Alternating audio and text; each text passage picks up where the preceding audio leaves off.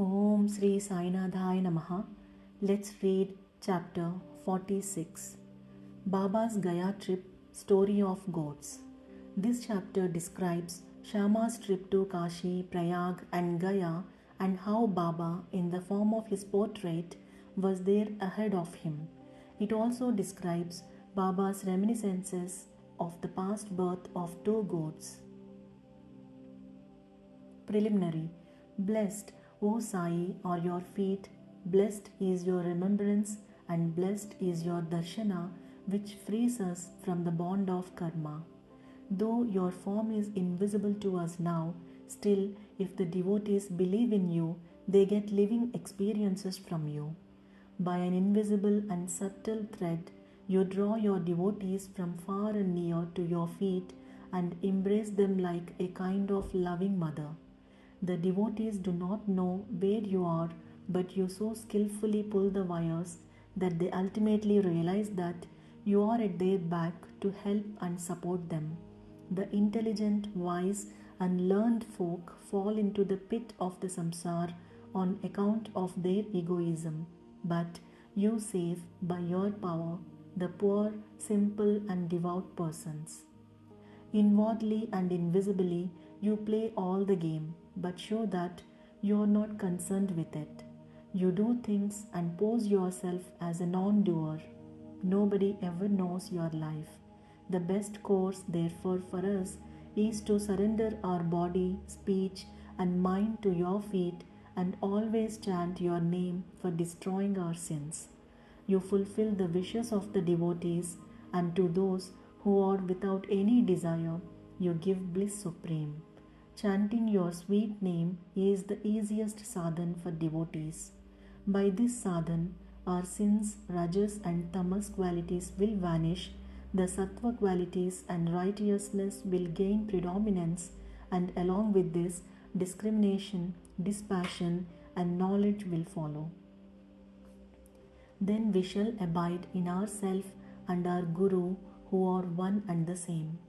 This is what is called complete surrender to the Guru. The only sure sign of this is that our mind gets calm and peaceful. The greatness of this surrender, devotion, and knowledge is unique. For peace, non-attachment, fame, and salvation, etc., come in its train. If Baba accepts a devotee, he follows him and stands by him day and night at his home or abroad. Let the devotee go anywhere he likes. Baba is there ahead of him in some form in an inconceivable manner. The following story illustrates this. Gaya trip.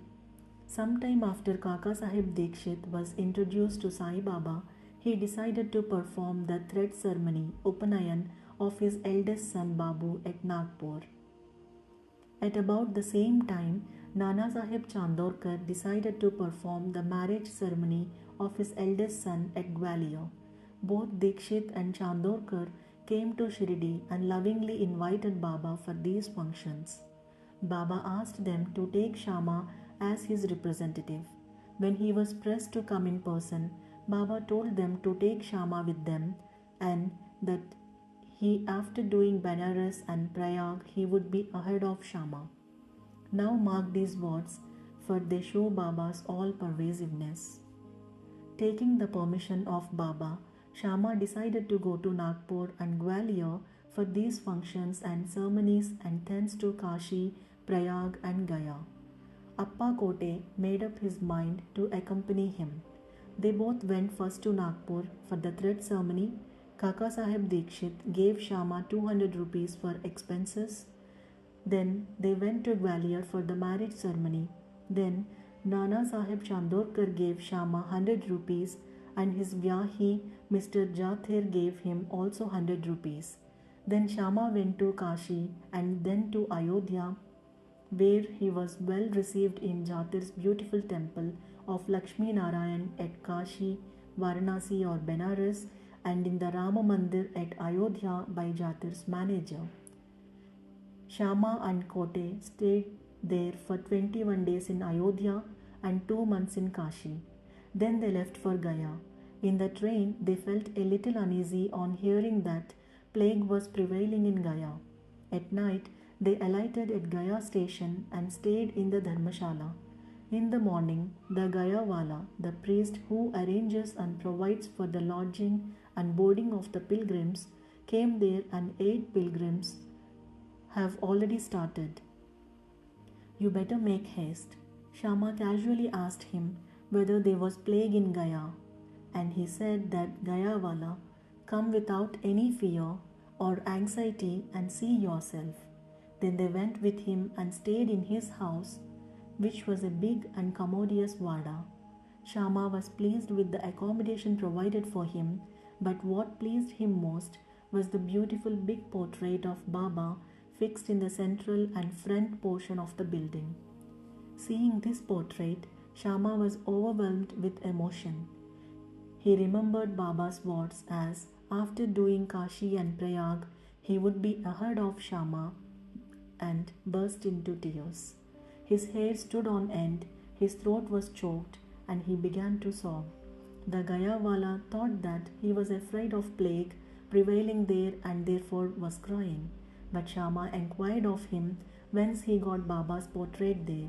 He replied that he had 200 or 300 agents working at Manmad and Punatambe for looking to the convenience of the pilgrims to Gaya, and from them he heard about Baba's fame.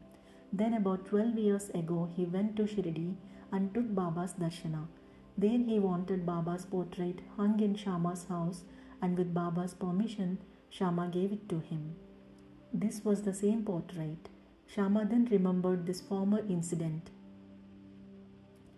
The Gayawala's joy knew no bounds when he learned that the same Shama who obliged him before was his guest then. Then they both exchanged love and service and were most delighted and happy. The Gayawala gave him a right royal welcome. He was a very rich man. He sat in a palanquin and made Shama ride an elephant and attended to all his comforts and conveniences. The moral of the story is this, that Baba's words came out true to the letter, and unbounded was his love towards the devotees. But leave this aside, he also loved all creatures equally, for he felt that he was one with them. The following story will illustrate this. 2 goats. Baba was once returning from Lendi when he saw a flock of goats. 2 of them attracted his attention. He went to them, caressed and fondled them, and bought them for 32 rupees. The devotees were surprised at this conduct of Baba. They thought that Baba was duped in this bargain, as these goats would fetch 2 rupees each, at the most 3 rupees or 4 rupees, that is 8 rupees for both. They began to take Baba to task for this, but Baba kept calm and cool. Shama and Tatya Kote asked Baba for an explanation. He said he should not store money as he had no home and any family to look after. He asked them to purchase at his cost 4 shares of dal and feed the goats. After this was done, Baba returned the goats to the owner of the flock and gave out of the following reminiscences and story of the goats.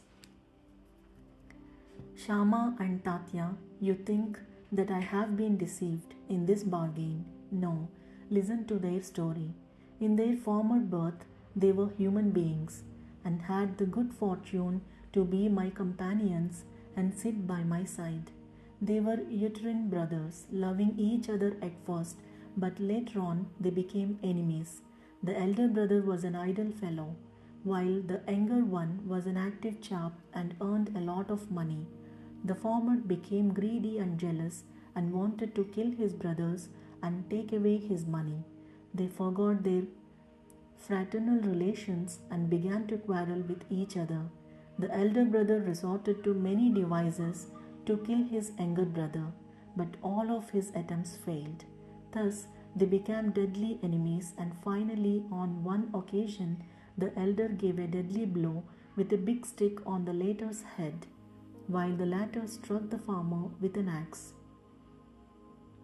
with the result that both fell dead on the spot. As the result of their actions, they were both born as goats.